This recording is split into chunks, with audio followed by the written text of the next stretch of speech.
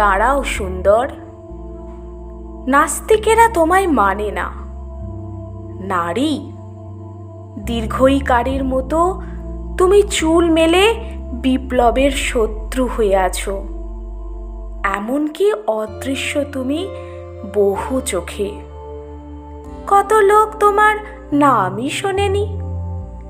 যেমন জলের মধ্যে মিশে থাকে জল, রং, আলো, তারা চেনে প্রেমিকা বা সহোদরা, জননী বা জায়া, দুধের দোকানের মেয়ে, কিংবা যারা নাচে গায়, রান্নাঘরে ঘামে, শিশুকোলে চৌরাস্তায় বাড়ায় কঙ্কাল হাত, ফ্রক কিংবা শাড়ি পরে দুঃখের স্কুলে যায়, মিস্ত্রির পাশে থেকে সিমেন্টে মেশায় কান্না, কৌটো হাতে পরমার্থ চাঁদা তোলে, আর কৃষকের প্রান্তা ভাত পৌঁছে দেয় সূর্য ক্রুদ্ধ হলে।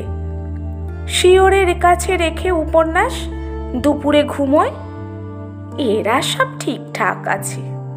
এদের সবাই চেনে শয়নে, শরীরে, দুঃখ বা সুখের দিনে এরাই তো অচির সঙ্গিনী। কিন্তু নারী, সে কোথায়? 40 শতাব্দী ধরে অবক্ষয়ী কবিদল যাকে নিয়ে এমন মেতেছে, সে কোথায়? দীর্ঘইকারের মতো চুল মেলে সে কোথায় দাঁড়িয়ে রয়েছে? এ ভিড়ে কেমন গোপন থাকো তুমি, যেমন জলের মধ্যে মিশে থাকে জল, রং, আলো।